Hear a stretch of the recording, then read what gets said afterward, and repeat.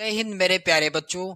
Class 10th के जितने भी मेरे प्यारे बच्चे 2026 में बोर्ड एग्जाम देंगे और आपके पास है गृह विज्ञान विषय, तो आपके लिए ये वीडियो काफी ज्यादा इम्पोर्टेंट होगा, क्योंकि इस वीडियो में मैं लेकर के आ चुका हूं आपकी बोर्ड परीक्षा 2026 के लिए गृह विज्ञान विषय का वायरल मॉडल पेपर।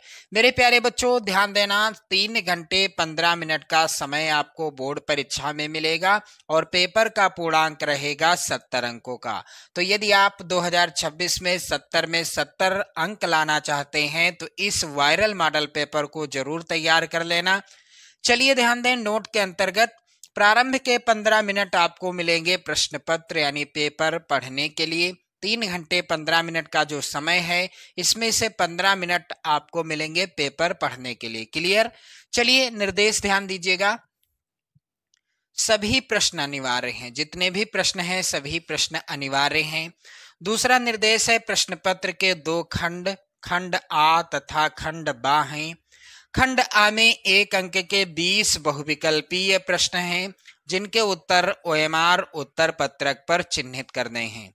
खंड आ में 1 अंक के 20 बहुविकल्पीय प्रश्न आएंगे और इन प्रश्नों का उत्तर आपको OMR उत्तर पत्रक में यानी OMR सीट में भरना होगा। क्लियर मेरे प्यारे बच्चों?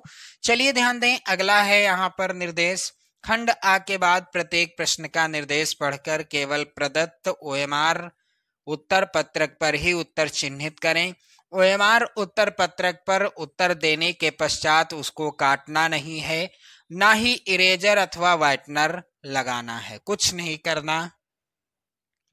एक बार आपने OMR सीट में गोला भर दिया सो भर दिया। भरने के बाद ना तो आप उसको काट सकते हैं, ना ही इरेजर या व्हाइटनर का प्रयोग करना है। क्लियर मेरे प्यारे बच्चों? प्रश्न के अंक उसके सम्मुख अंकित हैं। कौन सा प्रश्न कितने अंक का है इसका भी विवरण आपको देखने को मिलेगा। खंड बा में 50 अंक के वर्णनात्मक प्रश्न आपको देखने को मिलेंगे। खंड बा में सभी प्रश्नों के उत्तर एक साथ ही करिएगा। प्रथम प्रश्न से आरंभ कीजिएगा और अंतिम प्रश्न तक करते जाइएगा। जो प्रश्न ना आता हो यानी जिस प्रश्न का आपको उत्तर नहीं पता है, उस पर आप अपना समय नष्ट नहीं करेंगे। क्लियर मेरे प्यारे बच्चों? ध्यान दें, खंड आ के इन सभी महत्वपूर्ण प्रश्नों को तैयार कर लीजिएगा। चलिए निर्देश है यहाँ पर प्रश्न संख्या 1 से 20 बहुविकल्पीय प्रश्न हैं। प्रत्येक के 4-4 वैकल्पिक उत्तर दिए गए हैं। उनमें से सही विकल्प चुनकर OMR सीट में गोले को काला करें। क्लियर? चलिए ध्यान दें, पहला है प्रश्न मेरे प्यारे बच्चों, अशुद्ध रक्त किस अंग में शुद्ध होता है? शरीर के अंदर जो अशुद्ध रक्त होता है वह हमारे शरीर के किस अंग में शुद्ध होता है? इस प्रश्न का उत्तर होगा पहला ऑप्शन, फेफड़ों में। क्लियर? चलिए दूसरा प्रश्न है, एक स्वस्थ सामान्य मनुष्य के शरीर का तापमान होता है। इसका राइट आंसर होगा सी वाला ऑप्शन, 98.4 डिग्री फ़ारेनहाइट। चलिए अगला प्रश्न है, 1 किलोग्राम आम का दाम है 70 रुपए, तो 11 किलोग्राम आम का दाम क्या होगा? बिल्कुल बेसिक सा प्रश्न है। 1 किलोग्राम आम का दाम कितना है? 70 रुपए है। 11 किलोग्राम आम का दाम कितना होगा? तो 11 का पहाड़ा 0 में लगाएंगे, 0 आएगा। 11 सत्ते 77 होगा, 770 रुपये। 11 किलोग्राम आम का दाम कितना होगा? 770 रुपये हो जाएगा।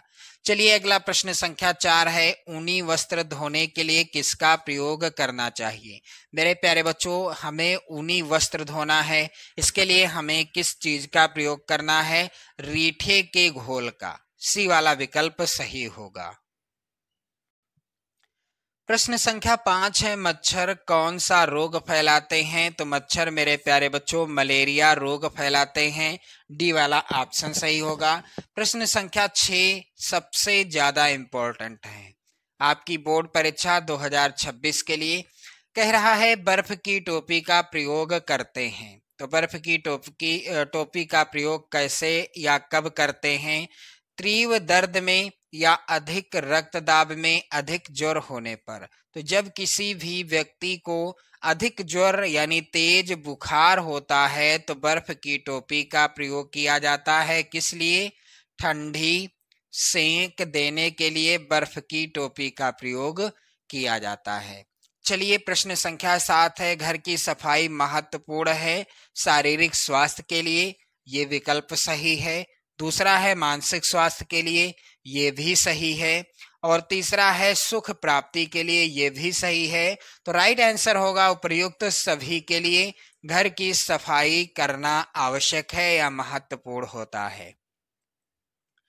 प्रश्न संख्या 8 है, घर के सजावट का अर्थ है। घर की सजावट का क्या अर्थ है? तो मेरे प्यारे बच्चों राइट आंसर होगा घर को साफ और सुव्यवस्थित रखना।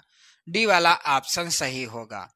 प्रश्न संख्या 9 है, नील का प्रयोग करते हैं। तो नील का प्रयोग कहाँ करते हैं? जो सफेद सूती वस्त्र होते हैं उनमें नील का प्रयोग किया जाता है। चलिए प्रश्न संख्या 10 है, अतिसार के रोगी को कैसा आहार देना चाहिए?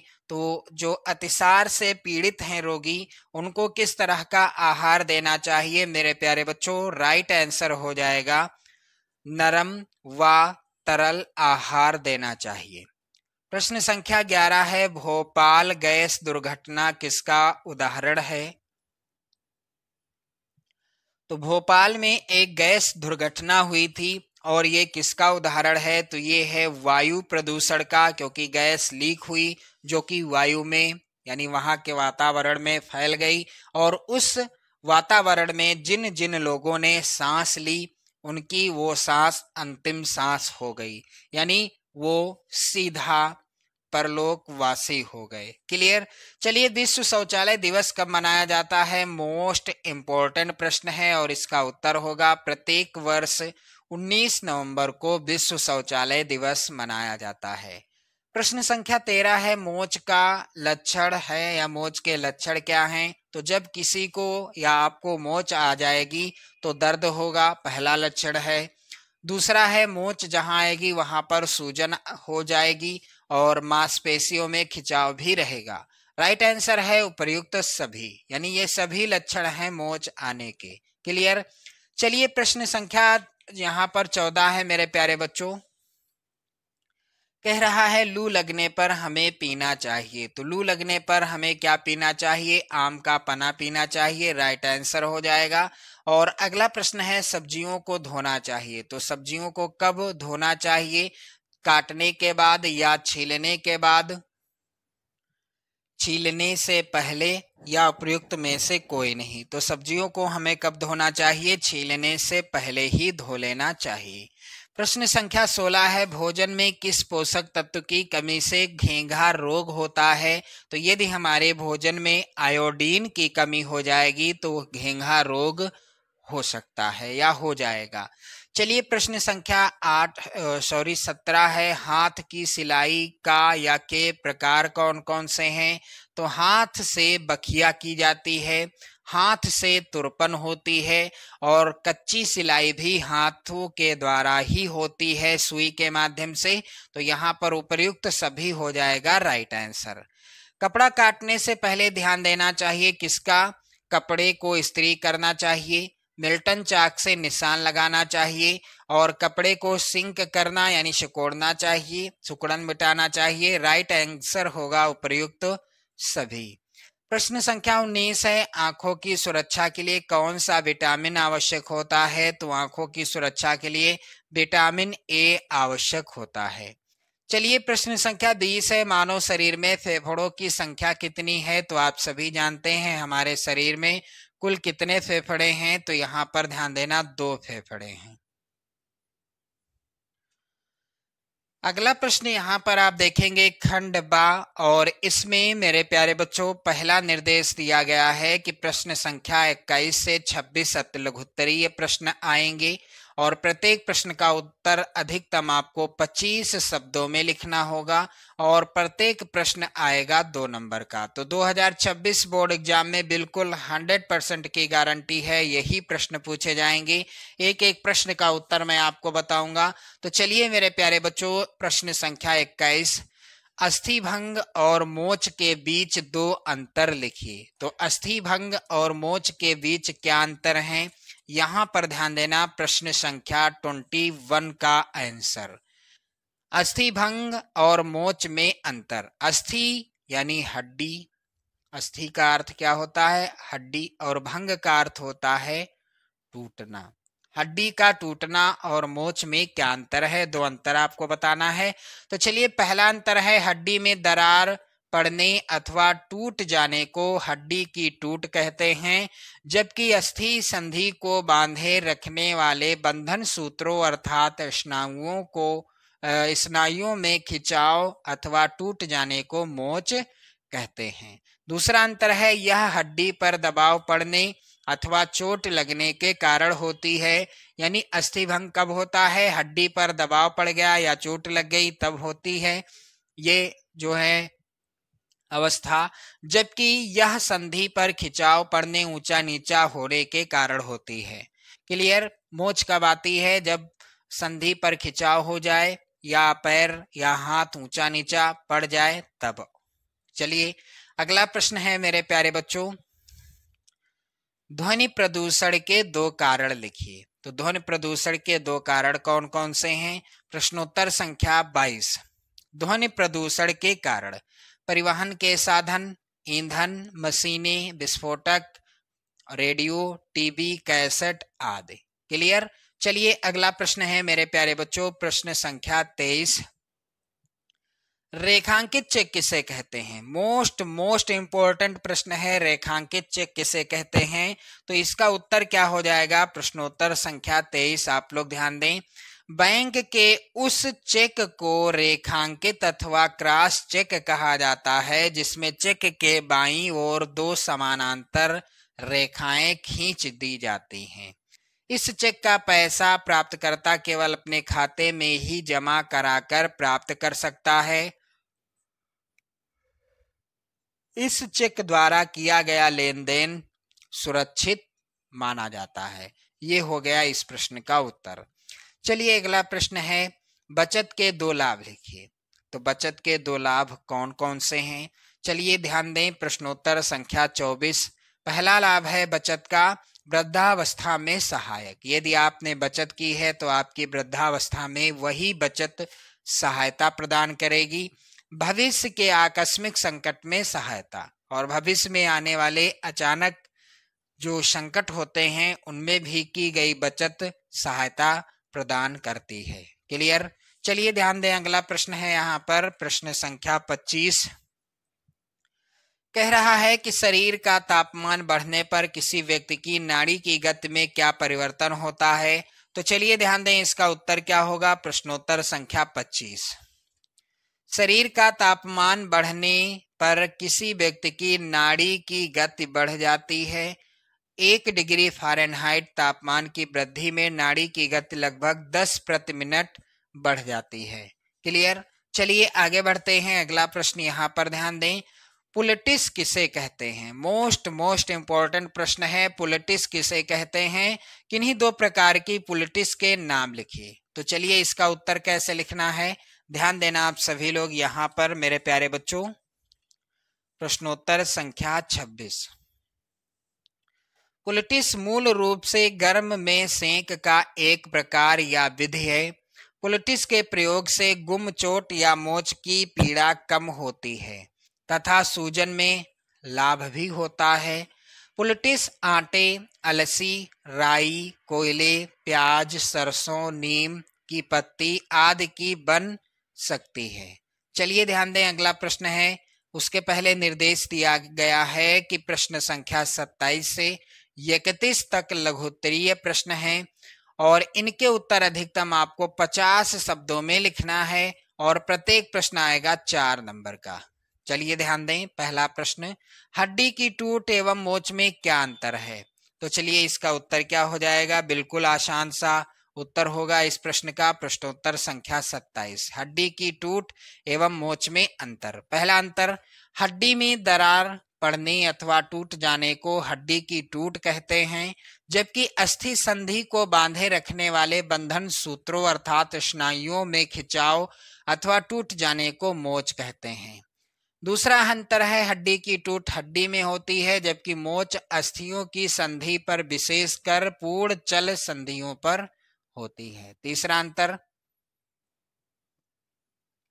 यह हड्डी पर दबाव पड़ने अथवा चोट लगने के कारण होती है, जबकि मोच संधि पर खिंचाव पड़ने ऊंचा नीचा होने के कारण होती है। अगला अंतर है, जिस स्थान पर हड्डी टूटती है वह अंग लटक जाता है और टूट के स्थान पर चरमराहट होती है, जबकि मोच से ना तो अंग लटकता है और ना ही संधि पर चरमराहट ही होती है। तो ये चार प्रमुख अंतर हैं हड्डी की टूट और मोच में। चलिए अगला प्रश्न है, भूनने और सेकने में क्या अंतर है? मोस्ट इंपॉर्टेंट प्रश्न। चलिए इसका उत्तर क्या हो जाएगा? प्रश्नोत्तर संख्या 28। भूनने और सेकने में अंतर, ध्यान देना कैसे लिखना है आपको। भूनते समय वस्तु आग में प्रत्यक्ष संपर्क में नहीं आती, जबकि सेकने में उसे सीधे अंगारों अथवा विद्युत सलाखों के ऊपर सेका जाता है। क्लियर? चलिए अगला प्रश्न यहाँ पर ध्यान दीजिएगा, बहुत ही ज्यादा इंपॉर्टेंट प्रश्न है। कह रहा है वृक्षारोपण से क्या लाभ है? तो चलिए ध्यान दें, इसका उत्तर क्या होगा? प्रश्नोत्तर संख्या 29। वृक्षारोपण से निम्नलिखित लाभ हैं। पहला लाभ है, वृक्षों से हमें लकड़ियां प्राप्त होती हैं। वृक्षों से हमें क्या मिलता है? लकड़ियां प्राप्त होती हैं, और जो मकान बनाने एवं फर्नीचर के काम में आती हैं। ये लकड़ियां मकान बनाने और फर्नीचर बनाने के काम में आती हैं। दूसरा लाभ है, वन पर्यावरण को नियंत्रित रखते हैं। तीसरा है, वनों से हमें ऑक्सीजन प्राप्त होती है, जो मानव के लिए अनिवार्य है। वनों से हमें क्या प्राप्त होती है? ऑक्सीजन, और ये ऑक्सीजन हम सभी के लिए, समस्त जीव जंतुओं के लिए अनिवार्य है। क्लियर? अगला है, वनों के होने से मृदा अपरदन नहीं होता है। पांचवा लाभ है, वनों के होने से वर्षा अच्छी होती है और सूखे की संभावना कम होती है। छठा लाभ है, वनों से हमें फल एवं अनेक प्रकार की जड़ी बूटियां प्राप्त होती हैं। तो इस तरह से आपने देखा वनों या वृक्षारोपण से लाभ क्या हैं। चलिए ध्यान दें, अगला प्रश्न है यहाँ पर, कह रहा है घर में सिलाई करने से क्या लाभ है? ये प्रश्न आप नोट कर लो, 2026 बोर्ड एग्जाम में बिल्कुल 100% पूछा जाएगा। चलिए इसका उत्तर कैसे लिखना है, घर में सिलाई करने से क्या लाभ हैं? मेरे प्यारे बच्चों, प्रश्नोत्तर संख्या 30। यहाँ पर देखेंगे आप लोग इस प्रश्न का उत्तर। घर पर सिलाई की उपयोगिता या लाभ। पहला, उचित नाप के अनुसार सिलाई। यदि वस्त्र घर पर सिले जाएं तो वस्त्र उचित नाप के अनुसार सुगमता से तैयार हो सकते हैं। कारण स्पष्ट है कि घर पर नाप बार बार लेना संभव होता है, जबकि दर्जी के लिए ऐसा करना कठिन है। दूसरा लाभ है या उपयोगिता है समय पर सिलाई। तो वस्त्रों को आवश्यकता अनुसार समय पर घर में सिला जा सकता है, जबकि दर्जी कई बार समय पर वस्त्र सिल कर नहीं देते हैं और उनके यहाँ बार बार जाने से परेशानी क्या होती है? अनुभव होती है। चलिए अगला लाभ क्या है? टिकाऊ सिलाई। यहाँ पर ध्यान दें, टिकाऊ सिलाई। तो गृहिणी घर पर वस्त्रों की दोहरी सिलाई करके सिलाई को टिकाऊ बना सकती है। दर्जी प्राय ऐसा करने में संकोच करते हैं, यानी वो टिकाऊ सिलाई करने में संकोच करते हैं। अगला है धन की बचत। तो घर पर सिलाई करने से दर्जी को दिया जाने वाला धन भी बच जाता है और जिसे अन्य आवश्यक कार्यों में व्यस्त या व्यय किया जा सकता है।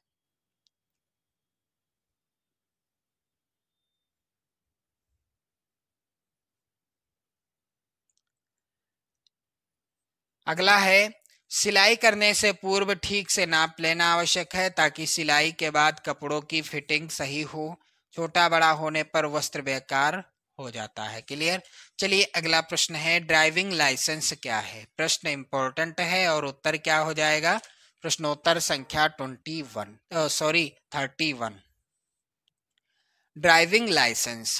भारत में वैध रूप से सड़कों पर गाड़ी चलाने के लिए ड्राइविंग लाइसेंस की आवश्यकता होती है, जो कि परिवहन विभाग द्वारा जारी किया जाता है। हालांकि इसमें टेस्ट की प्रक्रिया से गुजरना होता है। यदि आप लाइसेंस बनवाने जाओगे तो आप जिस भी गाड़ी का लाइसेंस बनवाते हैं उस गाड़ी को चलाकर यानी टेस्ट आपको देना होगा। मेरे प्यारे बच्चों ध्यान दें, इसके बाद जब आप पास हो जाओगे फिर आपको लाइसेंस इशू कर दिया जाएगा। क्लियर। तो यहाँ पर ध्यान दें कि भारत में वैध रूप से सड़कों पर गाड़ी चलाने के लिए ड्राइविंग लाइसेंस की आवश्यकता होती है, जो कि परिवहन विभाग द्वारा जारी किया जाता है। हालांकि इसमें टेस्ट की प्रक्रिया से गुजरना पड़ता है और जिसमें पास होने पर आपको ड्राइविंग लाइसेंस जारी कर दिया जाता है। गाड़ी चलाने के लिए यह सबसे महत्वपूर्ण दस्तावेजों में से एक है, जो आपको वैध तरीके से सड़कों पर गाड़ी चलाने का अधिकार देता है। वहीं सड़कों पर होने वाले दुर्घटनाओं में कमी लाने के लिए अब यही वजह है लाइसेंस पर भी सरकार सख्त हो रही है। यही वजह है सड़कों पर यातायात पुलिस सबसे पहले लाइसेंस की मांग करती है, जिसके बाद अन्य दस्तावेजों को जांचा जाता है। तो इसी तरह का प्रश्न आएगा और उत्तर ऐसे ही लिख दीजिएगा। मेरे प्यारे बच्चों यहाँ पर ध्यान दें, इसके बाद आपको अगला प्रश्न देखने को मिलेगा जो कि मोस्ट इंपॉर्टेंट है और यहाँ पर ध्यान दीजिएगा। प्रश्न क्या है, दीर्घ उत्तरीय प्रश्न। निर्देश है, प्रश्न संख्या 32 से 34 तक दीर्घोत्तरीय हैं। प्रश्न संख्या 32 व 33 के विकल्प दिए गए हैं। प्रत्येक प्रश्न के एक ही विकल्प का उत्तर लिखना है और प्रत्येक प्रश्न के उत्तर 100 शब्दों के अंतर्गत आपको लिखना है। मेरे प्यारे बच्चों सबसे मोस्ट इंपॉर्टेंट प्रश्न कह रहा है कि विषाक्त भोजन किसे कहते हैं, इसका मानव स्वास्थ्य पर क्या प्रभाव पड़ता है। मोस्ट इंपॉर्टेंट प्रश्न है और प्रश्न आएगा 6 नंबर का। अगला प्रश्न है मेरे प्यारे बच्चों अथवा में ध्यान देना, पर्यावरण प्रदूषण किसे कहते हैं। पर्यावरण प्रदूषण के विभिन्न कारण लिखिए। मोस्ट इंपॉर्टेंट प्रश्न है, 6 नंबर का प्रश्न आएगा जो दीर्घोत्तरीय प्रश्न होगा। आप लोग ध्यान दें। प्रश्न संख्या 33 है, भोजन पकाने के क्या उद्देश्य हैं। भोजन पकाने के विभिन्न विधियों के बारे में लिखिए। अथवा में भी प्रश्न है, संक्रामक रोग किसे कहते हैं। किसी एक संक्रामक रोग के कारण, लक्षण तथा रोकथाम के उपाय लिखिए। प्रश्न संख्या 34 है, एक गांव की जनसंख्या 50,000 है, इसमें 23% पुरुष और 25% स्त्रियां हैं, शेष बच्चे हैं। बच्चों की जनसंख्या परिकलित कीजिए। तो मेरे प्यारे बच्चों इसी तरह का पेपर आएगा आपकी बोर्ड परीक्षा 2026 का। आप लोग वीडियो को लाइक शेयर कर दें। चैनल पर नए हैं तो सब्सक्राइब कर लीजिएगा। जय हिंद।